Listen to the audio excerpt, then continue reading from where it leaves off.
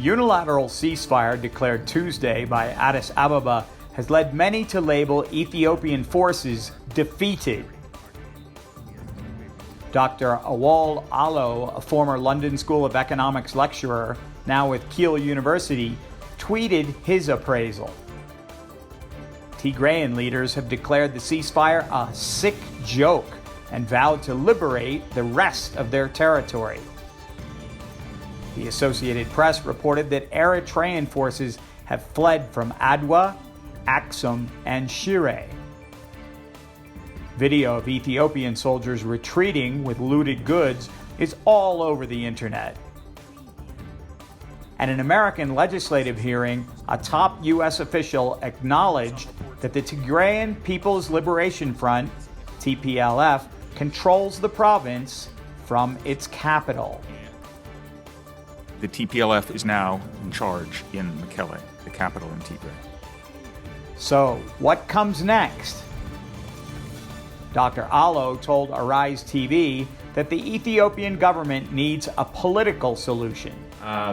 Once we have retreated from the regional capital, losing the territory, and declared a unilateral ceasefire, and there is significant pressure on the part of the international community, it's very difficult to see what tactics the Prime Minister is using other than accepting defeat and hopefully moving forward to bring about a negotiated solution to this crisis. His sentiments were echoed during the U.S. congressional meeting Monday. Whether this ceasefire will facilitate much-needed food and medical aid to the Tigrayan people remains to be seen. A political solution is needed, and all parties to the conflict must prioritize addressing the dire need of civilians. McCall's call for humanitarian supplies to move quickly into Tigray would seem to be something everyone can agree on. Officials and analysts worry that this conflict could cause Ethiopia to break apart and have a ripple effect on its neighbors. Unilateral ceasefire, and there is significant pressure on the part of the international community. Today, increasing intercommunal and interethnic conflicts across the country are putting Ethiopia's unity and territorial integrity at risk. If the crisis continues to worsen, the Horn of Africa and wider region will be destabilized. The government announced a New York Times columnist Nicholas Kristof speculated on MSNBC that having endured so much, perhaps the Tigrayans will secede. Accept that, whether they will allow food aid in Tigray to alleviate the famine, and whether the Tigrayans now pursue secession and an independent country, which I don't think they were inclined to pursue before. He added that secessionist movements can spread to other parts of Ethiopia.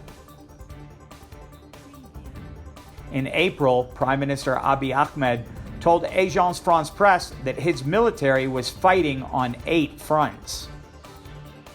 An April report in the Financial Times quoted an interim official in Tigray as saying that many locals there want their own country. Tigrayans today don't want to be part of Ethiopia because of these crimes. Atrocities have been attributed to Ethiopian forces, Eritrean troops, Amharic militias, and the TPLF. But as Mekelle residents celebrated the Tigray Defense Forces' advance, it is clear who will get the blame here. A senior Ethiopian official told the press in Addis Ababa Wednesday that the National Army could be back in Tigray in 3 weeks. Redwan Hussein, the country's ambassador to Eritrea, denied his forces have been routed. He seemed to hint that if the Tigrayans don't accept the ceasefire, then the conflict could drag on indefinitely. ADN TV will continue to report on political and security developments in the Horn of Africa.